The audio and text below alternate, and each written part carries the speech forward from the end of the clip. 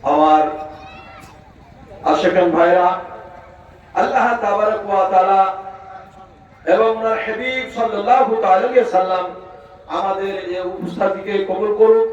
সকল মান আল্লাহুম্মা আমিন। আমি আসলে আপনাদের সম্মুখে যেটা আলোচনা করতে যাচ্ছি, আসলে আমাদের এটা হচ্ছে উন্নতি কল্পের জালসা, ঠিক কিনা? আমাদের আদায়ের জালসা। আল্লাহর হাবিব সাল্লাল্লাহু তাআলা আলাইহি ওয়াসাল্লামের উপর অগণিত দরুদ ও সালাম জানিয়েছেন, রহমতের নবী, যিনি বরকতের নবী, শুধু আপনার জন্য আমার জন্য নয়, সারা কায়নাতের জন্য। জোরে বলুন না সুবহানাল্লাহ। সারা কায়নাতের জন্য হচ্ছে আমাদের নবী রহমাতুল লিল আলামিন। সম্মানিত ভাইরা আমার, একজন ইহুদির মেয়ের বিবাহ।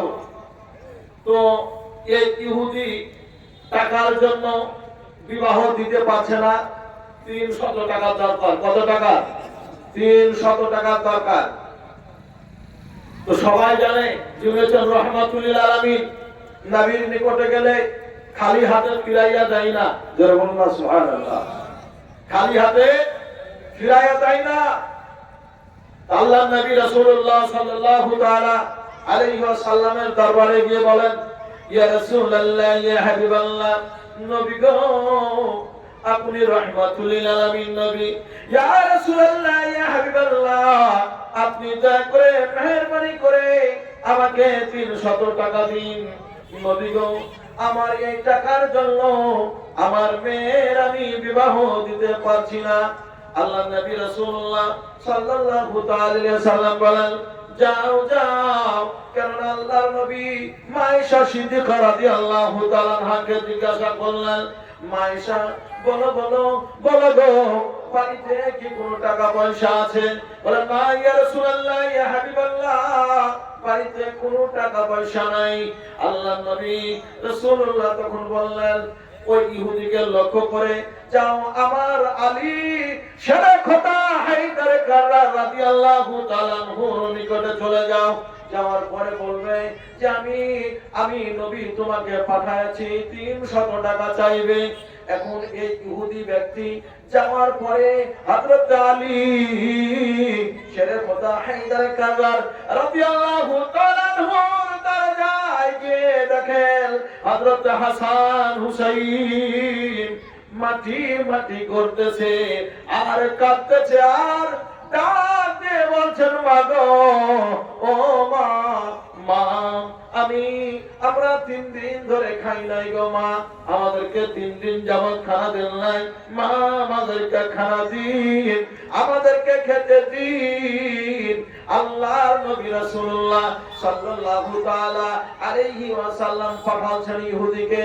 ইহুদি দরজায় আসার পরে চিন্তা করছে, হাই হাই, ইনি তো রহমাতুল লিল আলামিন নবী, ইনি তো বরকতের নবী, আর এই নবী তো আমাকে পাঠাইলো আলীর দরবারে, আলীর নিকটে, কিন্তু এমন একটা দরজায় আসলাম যার সন্তানাদি 3 দিন যাবত খানা খাই নাই, 3 দিন যাবত খানা না খেয়ে মাটিতে ধুলা বালিতে গড়াগড়ি করতেছে আর বলতেছে, মা গো,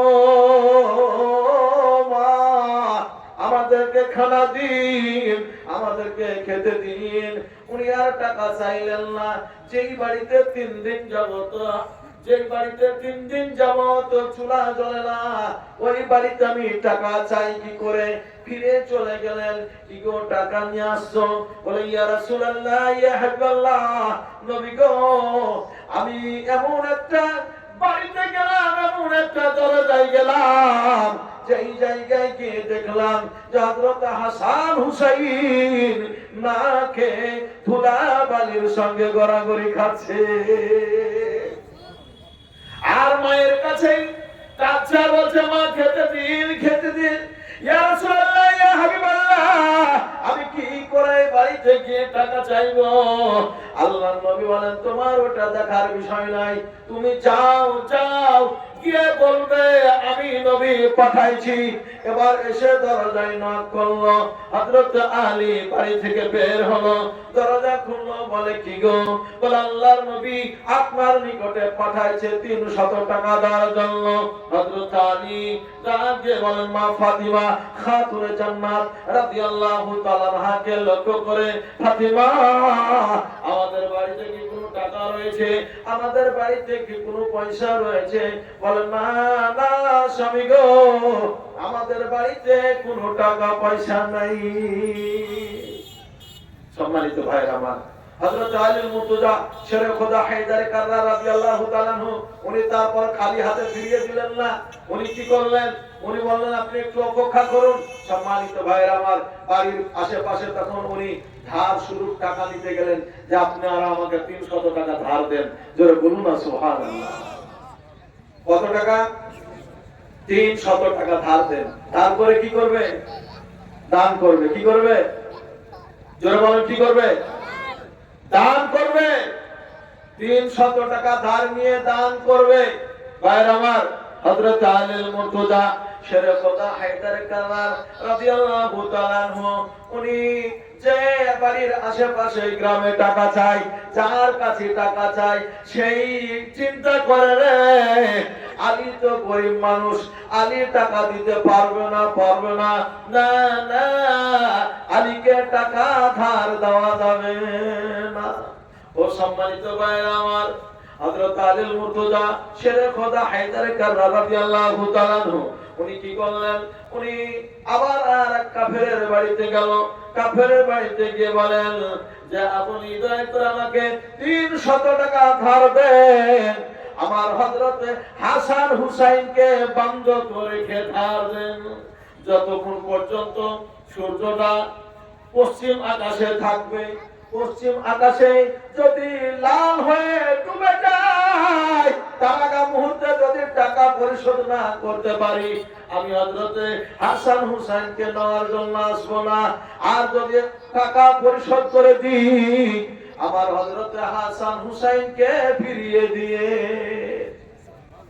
সম্মানিত ভাইরা আমার, হযরত আলী মুর্তজা 300 টাকা ধার করে নিয়ে এসে হযরত হাসান হুসাইন, যিনি জান্নাতের যুবকদের সর্দার, উনাদেরকে বন্ধক রেখে উনি কি করলেন? টাকা নিয়ে এসে ধার দিলেন, ধার দিলেন। ভাইরা আমার, ধার নিয়ে এসে দান করলেন আল্লাহর রাস্তায়। যাও নিয়ে যাও। এখন এখন সন্ধ্যা পর্যন্ত ইদিক উদিকের টাকা উনি তলাশ করলেন, ধার চাইলেন, কিন্তু আসলে কেউ উনাকে টাকা ধার দিল না। ভাইরা আমার, সন্ধ্যা হয়ে গেল। এখন সন্ধ্যার পূর্ব মুহূর্তে যখন পশ্চিম আকাশে সূর্যটা চলে গেছে, লাল হয়ে যখন ডুবান্ত অবস্থায়, ওই সময় হযরত আলী রাদিয়াল্লাহু তাআলা আনহু ওই ইহুদির বাড়িতে গিয়ে নক করলেন যে আমার হযরত হাসান হুসাইনকে ফিরিয়ে দিন, আমি তো টাকার কোনো ব্যবস্থা করতে পারিনি।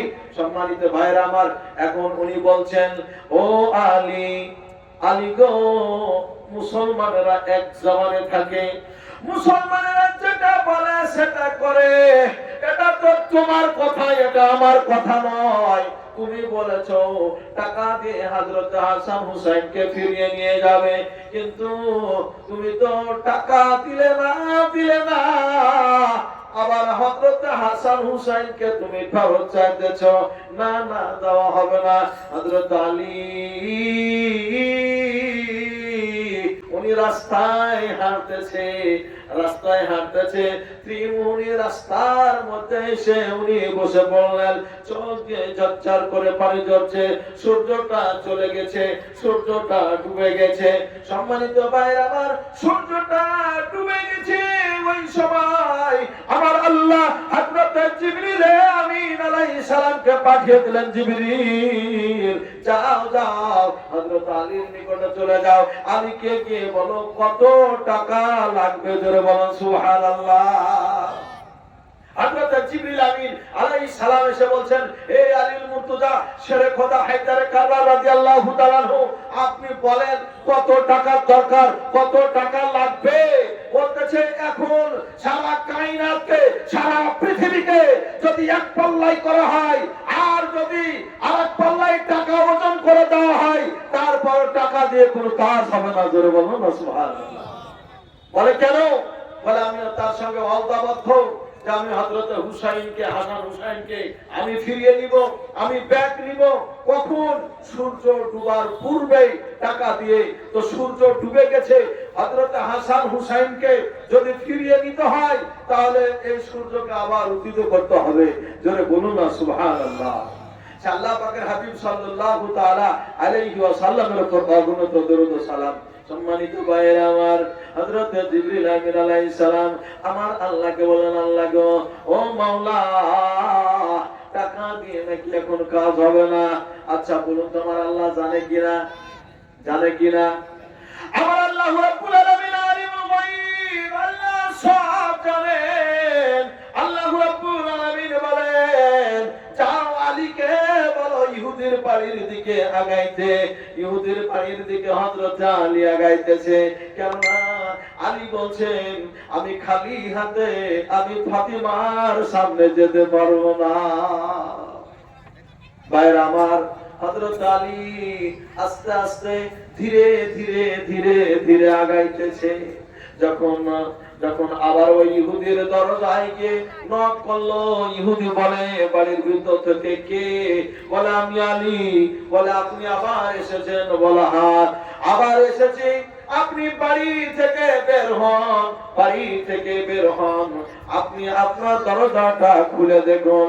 দরজা খুলে দেখছে যে সূর্য ডুবে গিয়েছিল সেই সূর্যটা আবার ফিরে এসেছে। জোরে বলেন আল্লাহু আকবার। নারে তাকবীর, নারে তাকবীর, নারে রিসালাত, নারে রিসালাত। পরমাণ সূর্যটা আবার ফিরে এসেছে। হযরত আলী রাদিয়াল্লাহু তাআলা দরজায় দাঁড়িয়েছে, বলতেছেন আলী, ও আলী, আপনি তো রাসূলের জামাতা। ও আলী, আপনার টাকা লাগবে না, লাগবে না, লাগবে না, লাগবে না। আপনারা মুসলমান, আপনারা মুসলমান, আপনারা মুসলমান, আপনার টাকা লাগবে না।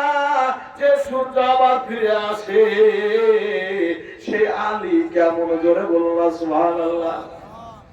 ইহুদি বলছে, চলো চলো, টাকা লাগবে না, হুসাইন, হযরত হাসান হুসাইনকে নিয়ে যান এবং রাসূলের দরওয়াজায় আমাকে নিয়ে চলুন, রাসূলের নুরানি কদমে নিয়ে চলুন, রাসূলের দরবারে নিয়ে চলুন।